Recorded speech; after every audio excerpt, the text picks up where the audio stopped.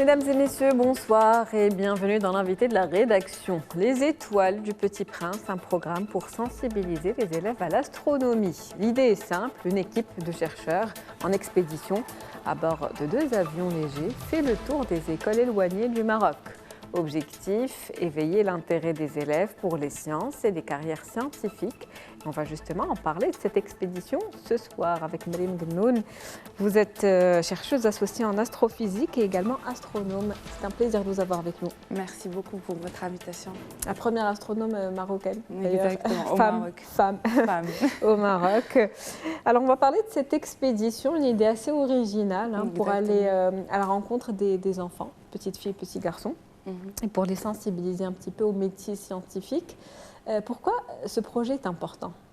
Ce projet est important parce que déjà, il s'agit d'une collaboration entre l'université marocaine Qadi Ayad de la faculté des sciences Melia et l'université de Berne. Et donc, c'est un projet qui encourage les collaborations entre les universités dans le monde et qui ouvre des portes à l'université marocaine.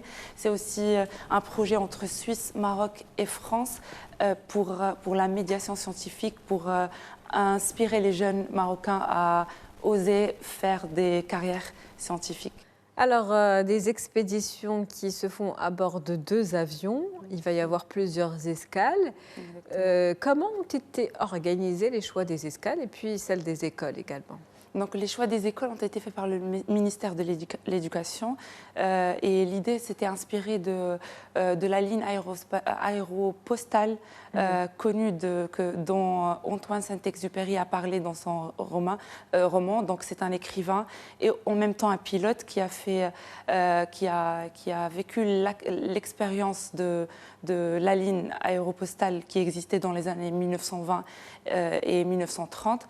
Et donc, on s'est inspiré du trajet, parce que c'est une ligne qui liait Toulouse à Rabat à l'époque. Et donc, l'idée, c'était de partir à Berne, passer par Toulouse et justement faire des escales en suivant la ligne aéropostale qui existait à l'époque. Vous le disiez tout à l'heure en off, il y avait des échanges de courrier entre enfants. Exactement. Donc, l'idée, on s'est inspiré justement de ces courriels pour demander aux élèves à Berne et à Toulouse d'écrire des lettres pour les enfants et les élèves marocains dans les écoles qu'on va visiter. Donc, est-ce que les écoles choisies sont des écoles qui sont difficiles d'accès ? Exactement, c'est ça le but de cette expérience.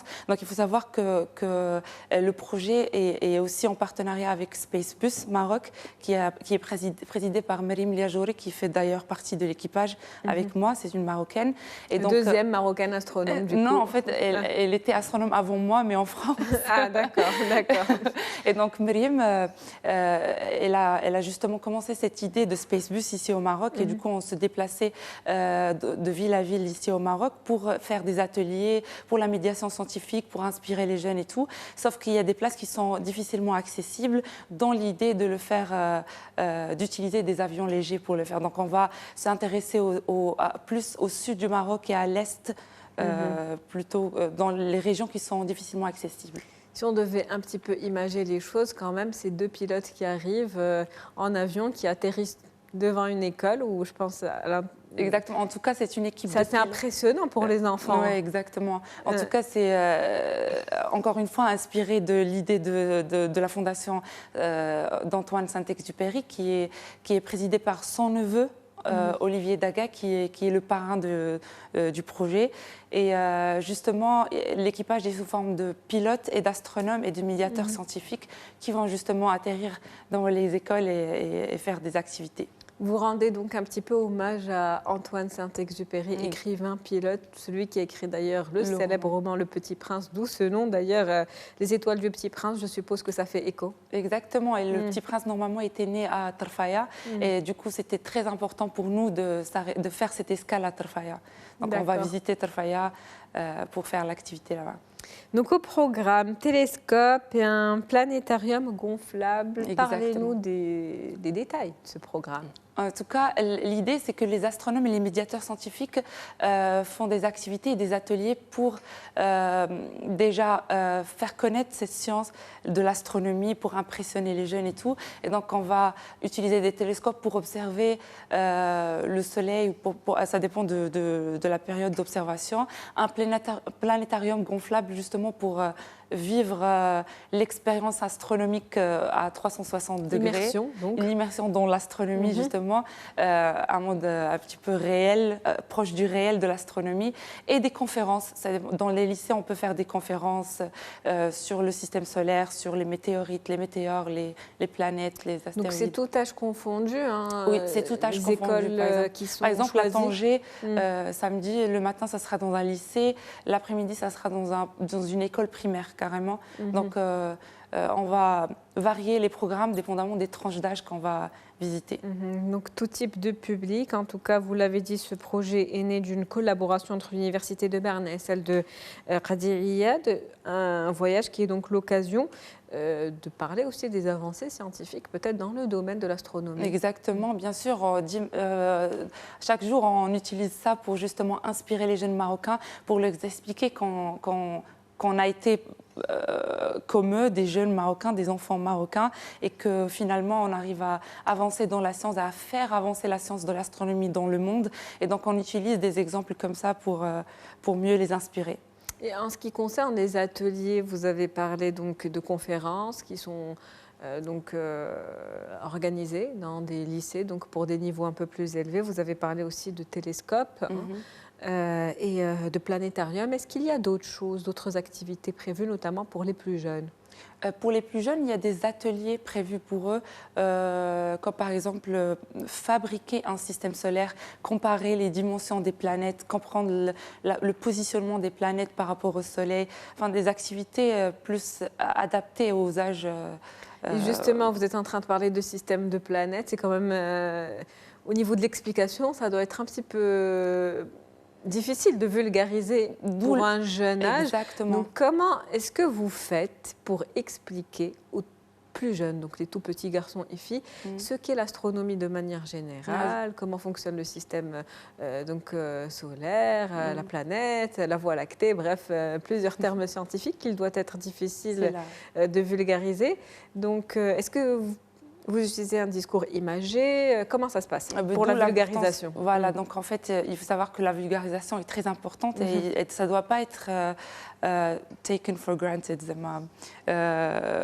pris à la légère, parce que la vulgarisation est très importante.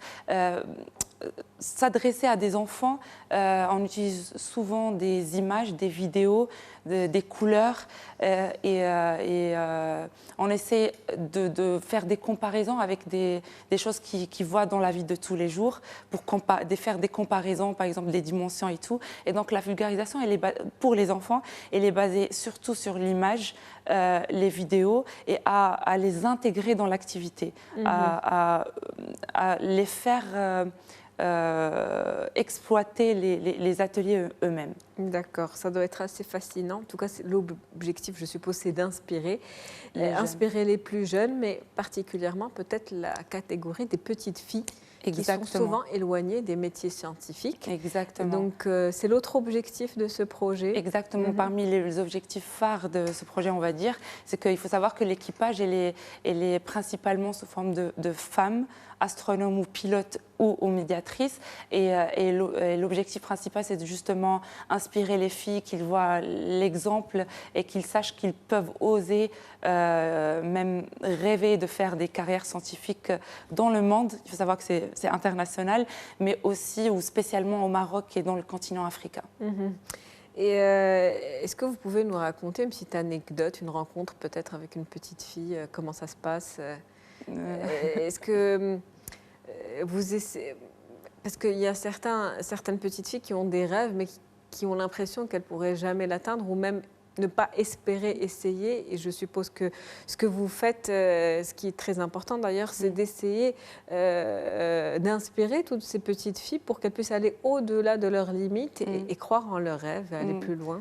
Exactement. L'anecdote que je peux raconter, c'est très général, parce qu'à chaque fois que je rencontre une petite fille, un enfant, ils ont tendance à essayer de me parler anglais ou français. D'accord. Déjà pour commencer, on ne me parle pas arabe parce que directement ils pensent que soit je ne suis pas marocaine, soit je ne vis pas au Maroc. Et donc, c'est un truc que je remarque à chaque fois. Et il faut savoir que j'ai même pas grandi à Marrakech où je vis actuellement. J'ai grandi à Qalaat Srana, qui est un petit village.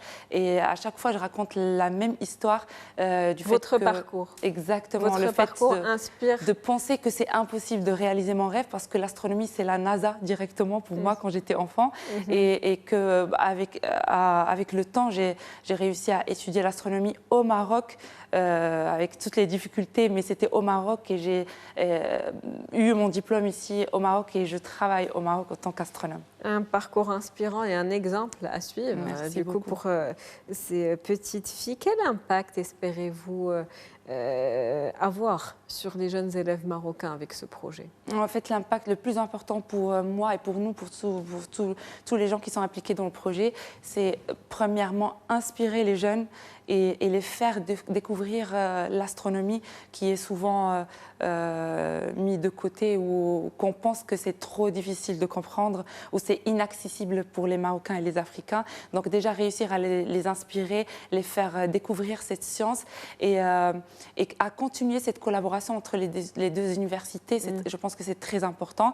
D'ailleurs, parmi les objectifs, c'est justement faire un suivi des étudiants de l'école primaire à l'université en passant par ce projet, Inch'Allah. Comprendre l'astronomie, c'est un petit peu comprendre comment fonctionne le monde aussi, Exactement. Ce qui doit être super fascinant pour les plus jeunes notamment. Merci à vous, Madame Maryam Guennoun. Merci beaucoup. Je rappelle que vous êtes chercheuse associée en astrophysique et également astronome, une fierté. Merci pour beaucoup de femmes en tout cas. Merci, c'est gentil. Un plaisir de vous avoir reçu. Un plaisir d'être ici. C'est la fin de l'invité de la rédaction pour ce soir. Merci pour votre fidélité. On se retrouve demain avec un nouvel invité. Très bonne soirée.